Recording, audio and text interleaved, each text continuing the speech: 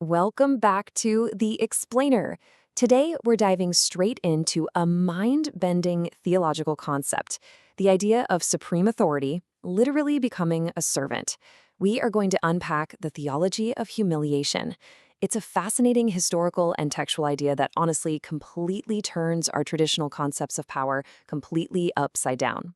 So let's anchor this whole explainer with one incredibly profound paradox. How does supreme authority express itself as a bond slave? I mean, it's a question that challenges basic human logic, right? How can the absolute highest power in existence willingly take on the absolute lowest position in society? The source text we're analyzing today breaks down the exact mechanics of how this transformation is described in ancient scripture, zeroing in on the concept of the obedient servant. Section 1. Form of a servant. Translating the Greek. Okay, to really grasp this, we first have to look at the word form. Now, in modern, everyday English, when we hear form, we usually think of a physical shape, like a circle or a square. But the ancient Greek usage is entirely different. Form here means the outward expression one gives of their inward being. So it's not about a physical shell at all. It is all about how the inmost nature is outwardly projected to the world. Keep that definition locked in your mind because it's absolutely crucial for understanding everything that comes next. Now, the phrase we usually see translated as took upon him the form of a servant is actually way more intense in the original Greek. The word servant translates directly to bond slave, which is the exact same term Paul used to describe himself. Plus, the way the sentence is structured implies that taking this form was the literal cause of the emptying. So a much more accurate reading is that he emptied himself, having taken the form of a bond slave, meaning this figure deliberately and actively swapped out one form of expression for another. And there is this fascinating contrast between verse 6 and 7. This form can actually be laid aside without losing absolute existence or divine essence. In verse 6, the figure is in a pre-incarnate state, expressing himself fully as deity. But then, right in verse 7, he expresses himself in incarnation as a bondslave. This is a massive theological point. Because this figure is pure being and absolute existence, he can exist without that outward form of glory. He didn't stop being what he was. He just radically changed how it was expressed to the outside world. It's actually noted as being the direct opposite of what happened at the Transfiguration. Section 2.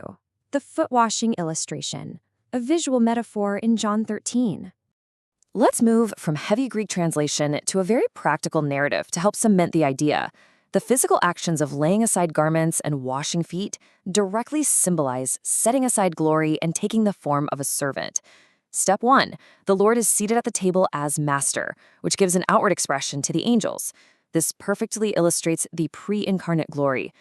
Step 2. He lays aside his outer garments, grabs a towel, and washes the disciples' feet. This represents setting aside that outer glory and taking the outward expression of a servant in the Incarnation. And finally, step 3. He puts his garments back on, symbolizing the resumption of the expression of his glory after the resurrection. But here is the crucial point the text makes. Assuming humanity did not mean relinquishing deity, he was the actual servant of mankind in general, even while literally kneeling on a dirt floor, doing the grimy work typical of an Oriental slave.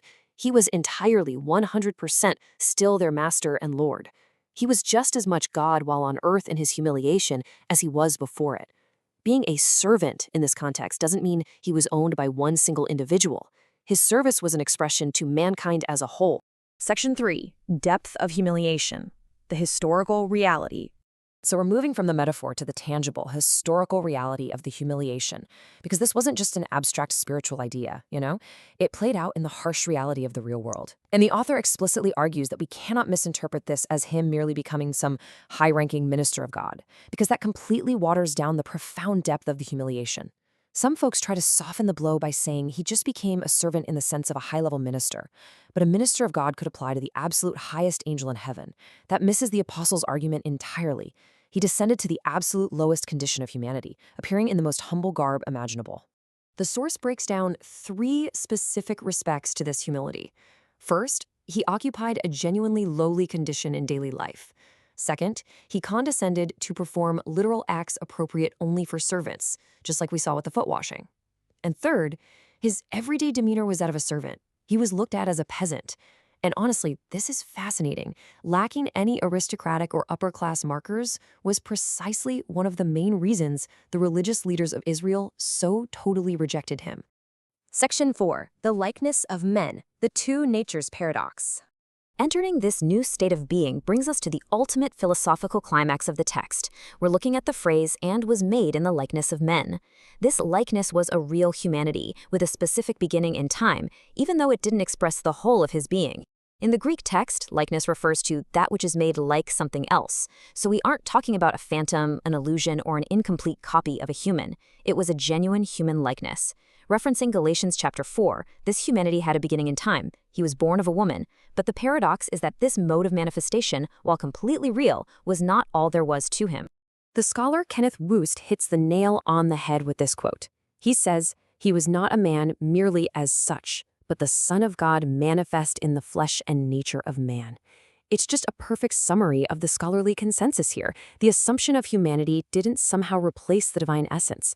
The divine was simply manifesting itself through the very real, very tangible vehicle of human flesh. And that brings us to the ultimate conclusion of the text. A single person holding two complete, non-competing natures simultaneously. Becoming man absolutely did not exclude his position of deity. We're presented with a state of being that features absolute deity, what's called very God, and absolute humanity, or very man. It's a complete integration without any dilution. The absolute highest form of existence and the absolute lowest condition of humanity, existing in one single frame at the exact same time. I want to leave you with this final thought to ponder as we wrap up today's explainer. It really challenges us to look differently at the relationship between power and humility. If ultimate power is most perfectly expressed not through domination or wealth or status, but through ultimate service and profound humiliation, how does that ancient paradox reshape our understanding of true authority today? It's a concept that pretty much challenges everything we're taught about power. Thank you so much for joining me for this explainer. Keep questioning, keep learning, and we'll see you next time.